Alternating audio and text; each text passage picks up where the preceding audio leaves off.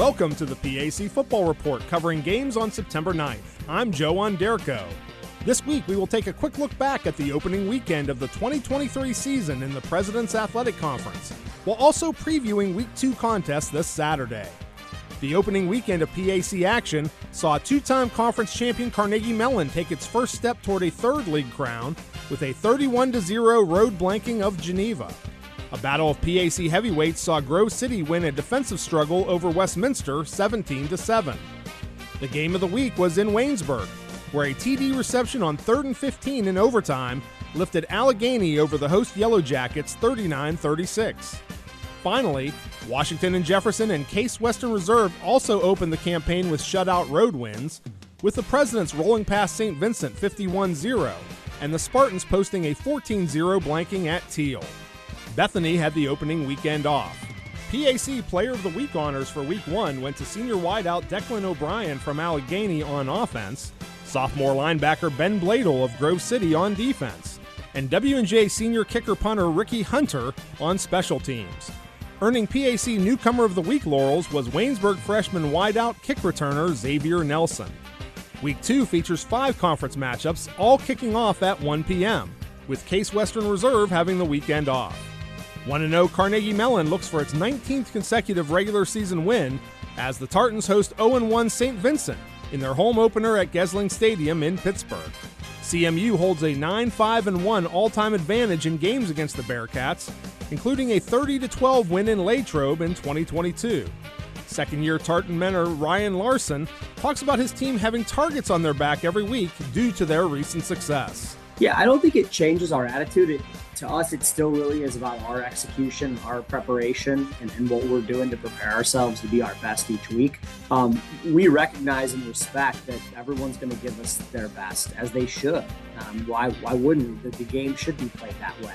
After having a bye week during the opening weekend, Bethany opens its 2023 campaign at home at Bison Stadium, hosting local rival 1-0 Washington and Jefferson. It's the 99th meeting between the programs in a series dominated by the Presidents, who lead 77-21 all-time and have won 8 straight over the Bison, including a 50-7 win in Washington a year ago.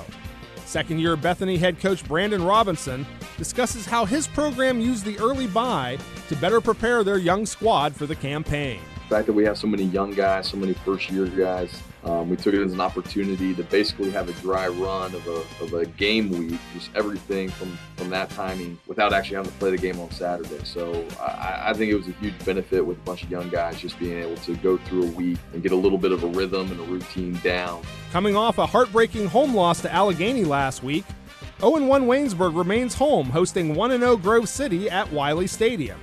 It's the 59th all-time meeting in the series between the Presbyterian schools dating back to 1903. The Wolverines have won the last 4 games against the Yellow Jackets, including a 38-0 blanking in Grove City a year ago.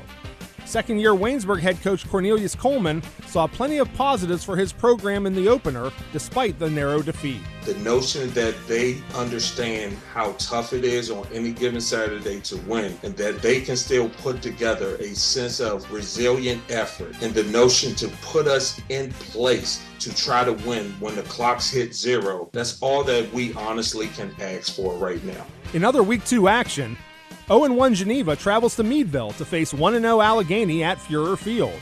It's the 45th all-time meeting in a series led by Geneva 23-17-4, including a 35-21 GT victory in Beaver Falls last season. Finally, 0-1 Teal travels to New Wilmington to face 0-1 Westminster at Bury Stadium. The teams will be meeting for the 80th time dating back to 1894. Westminster has won the last 6 matchups, with the last Tomcat Gridiron win against the Titans being a 45-37 4-overtime classic in 2013. That's all for this edition of the PAC Football Report. Please log on to the conference website at www.pacathletics.org all season long for the latest news, scores, statistics, and other league information. You can follow us on social media via Facebook, X, formerly known as Twitter, and Instagram. Links are available at the PAC website. I'm Joe Onderko. Thanks for listening, and we'll see you at the stadium.